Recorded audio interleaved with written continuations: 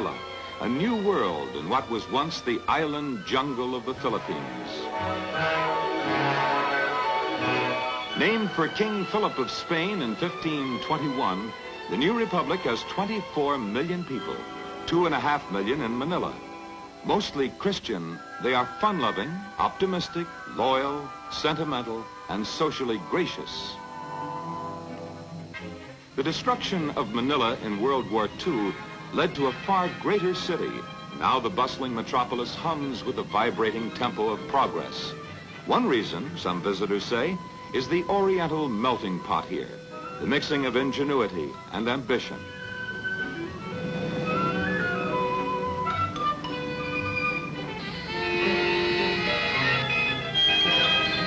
There's an example of real enterprise. Filipinos with aspirations to get somewhere turned their war surplus jeeps into what they call jeepneys, so everybody can get somewhere.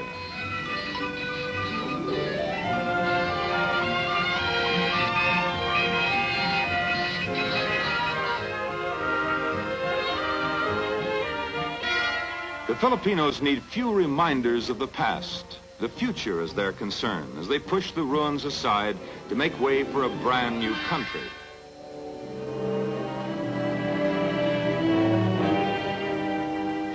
You're not here long before you believe in the miracle of Manila, for it was almost completely leveled by war. Today, it is a show window of democracy, for freedom is a hallowed tradition among the leaders of the Philippines.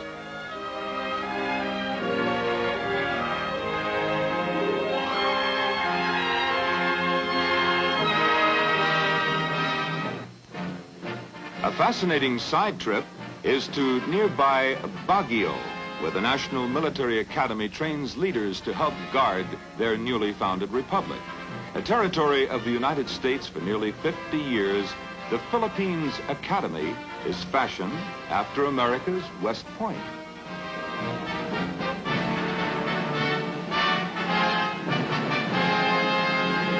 Another excursion off the beaten path is a visit to Zamboanga, an old town of Muslim influence where a 17th century Spanish outpost was occupied by the Americans in 1899.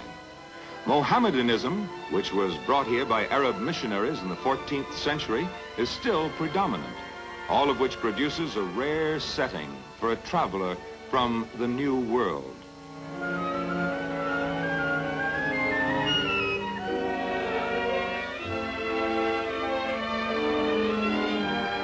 The scene at sea is also unique as they sail the gentle waters and bright-colored vintas. The Muslim people here are like other Filipinos. Theirs is a different culture. Natural-born divers, they can harvest a bountiful crop of shells and coral for their handicrafts, diving 70 feet or more, exploring the finest oyster beds in the Pacific. Formerly notorious for pirating in the Sulu and China seas, their fondness for artistic and colorful things led them to skills with precious metals and stones. Once one of the most warlike people in the world, they never came to terms with any of the occupying nations.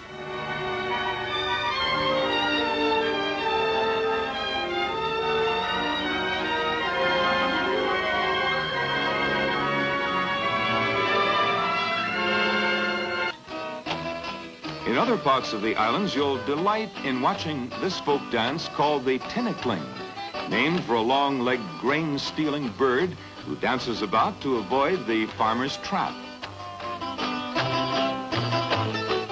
It's a combination dance and sport to keep your toes from getting smacked by the clacking bamboo poles.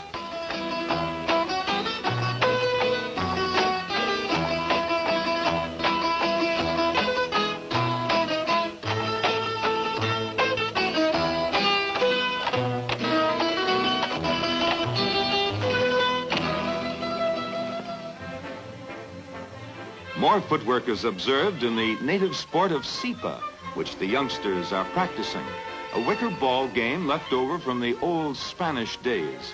Sipa is the Philippine word for kick. The fundamental shots are easy to master, but the expert's fancy footwork is unique. Scoring is up to 21, like volleyball or ping pong, but that's the last resemblance to any other sport.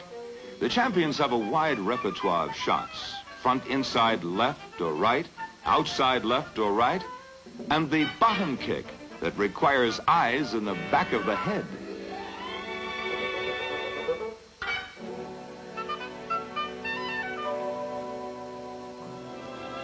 Little Tortoy and his faithful friend the Carabao stray from the rice paddies at midday for lunch together, offering camera clickers an opportunity to match the pictures in their old geography books.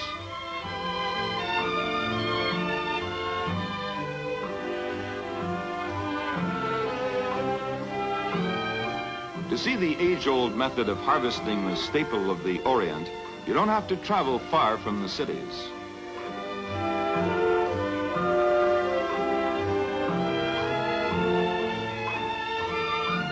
This is the technique for threshing the grains from the stalks.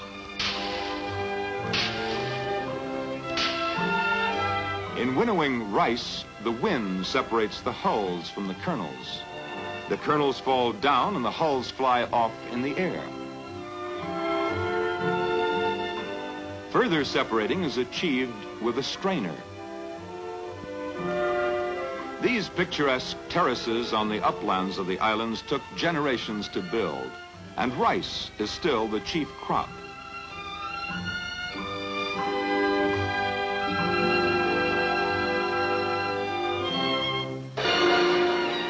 A romantic rendezvous is in the midst of the mighty Pagsanhan Falls. Above the falls, more peaceful pleasures.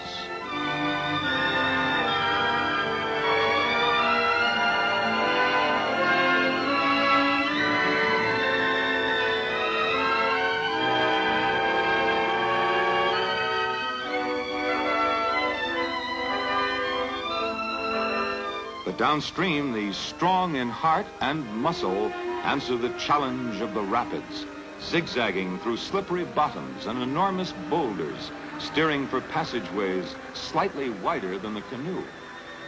When you don't find the local guides battling the treacherous river, you'll spot them in quieter waters landing fish.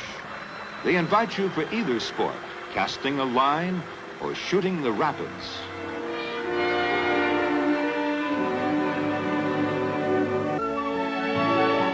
Typifying the country's progress are the modern hotels. The appearance is Western, but there is a blending with the East. It is a particularly pleasing mixture in Philippine dishes.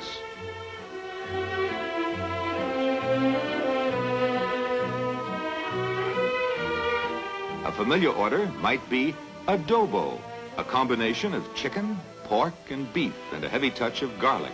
Or sinigang, stewed lake fish of rare flavor. Or meat with vegetables served with local rice and traditional hospitality.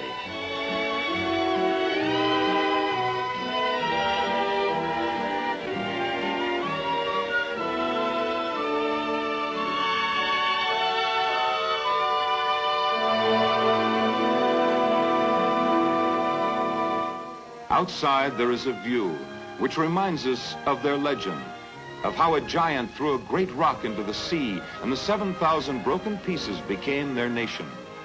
Golden islands in the blue Pacific.